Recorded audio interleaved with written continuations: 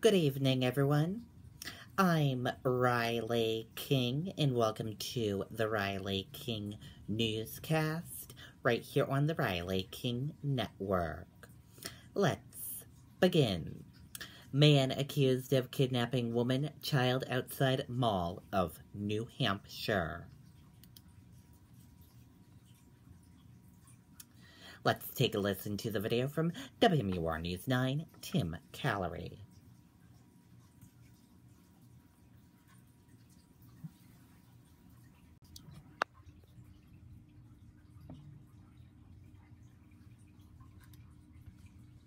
His name is Everett Simpson. He is 41 years old and was recently living in St. Johnsbury, Vermont. The search for Simpson now includes Manchester Police, Vermont State Police, and the FBI. Now, this is a photo of Simpson. Take a good look at it. If you recognize him, you'll want to call police. Now, according to Vermont State Police, at around 1 o'clock yesterday afternoon, Simpson forced a woman and her son into their vehicle and then drove to Vermont. The three ended up at a hotel in White River Junction where Simpson proceeded to sexually assault the mother. Now, right now, there is no evidence that the child was hurt in this ordeal. When Simpson left the hotel room, the two victims were able to escape and contact police. Officials say the mother and son were random targets. He's certainly considered a dangerous individual. You know, all evidence suggests that he just targeted a person, a stranger, at random in a fairly public location. There's absolutely a brazenness to it that is very concerning.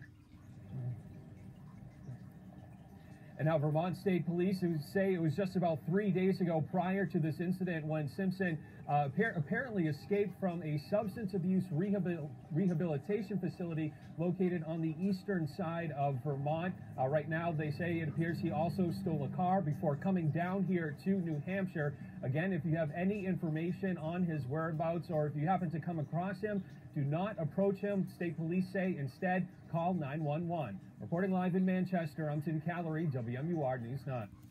Okay, and there you go on that video and that report.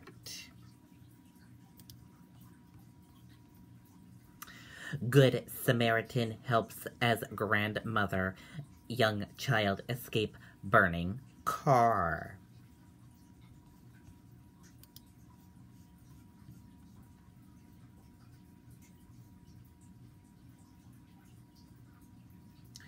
Let's take a listen to the video from WMUR News 9, Tim Callery.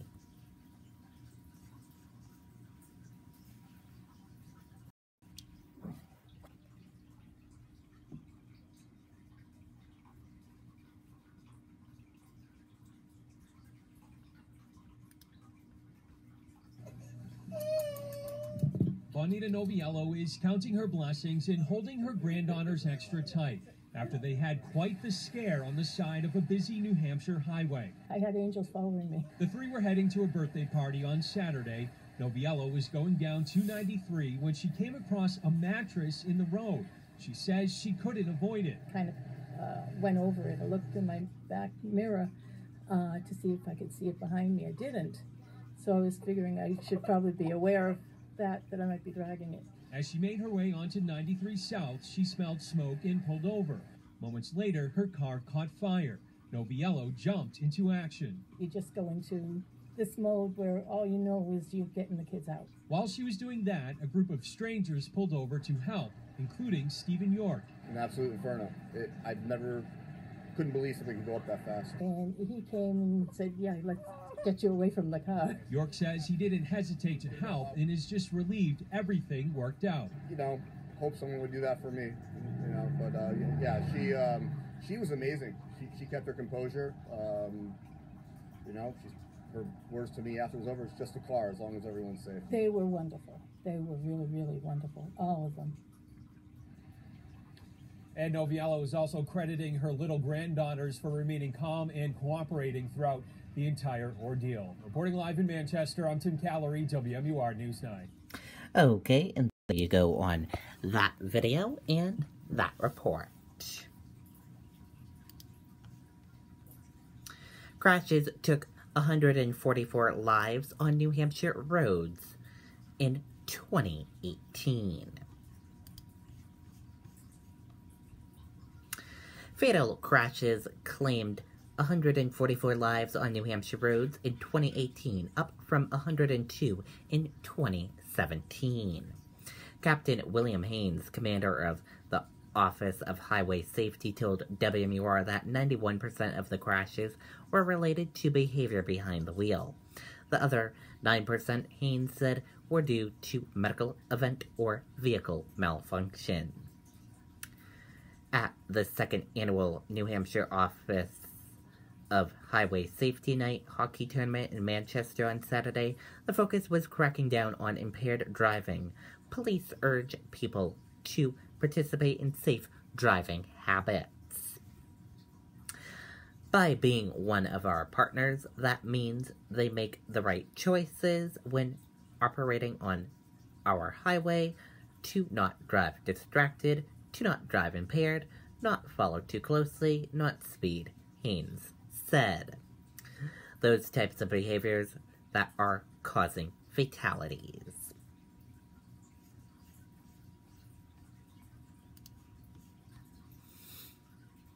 Four-alarm garage fire spreads to harbor master's home. A garage fire spread a Salisbury home and rose to 4 alarms Saturday afternoon, according to Salisbury Fire Chief. The chief said there were occupants inside the house on Rings Island at the time. They, along with firefighters, are safe, with no reported injuries. The home belongs to Salisbury Harbor Master, whose wife was inside the home at the time of the fire. She said she was alerted to the fire by people who were driving by.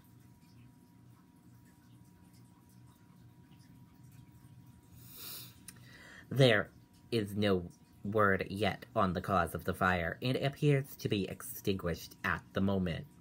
2 fire departments from New Hampshire provided coverage for Salisbury firefighters while they battled the blaze.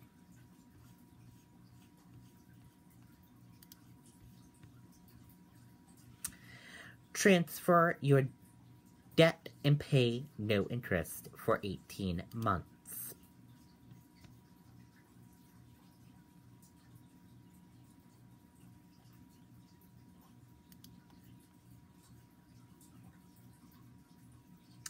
Oh, sorry about that, everyone. We have the wrong story there. Police make arrest in shooting death of 7-year-old Texas girl. A man faces charges of capital murder in the shooting of a 7-year-old Jasmine Barnes, who was killed as she rode in the car with her family in Texas. Investigators identified Eric Black, Jr., 20, as the suspected based on a tip. He was arrested and he was admitted to taking part in the shooting, the Harris County Sheriff's Office said in a statement.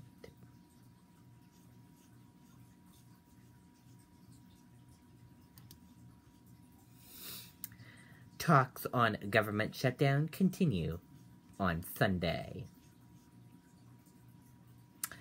White House officials and congressional aides are returning to discuss Sunday to find a way to reopen the government after emerging from the first round of weekend talks without a breakthrough.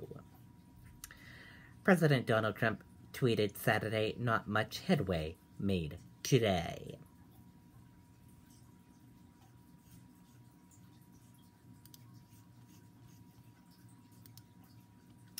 President Donald Trump says he can relate to federal workers going without pay.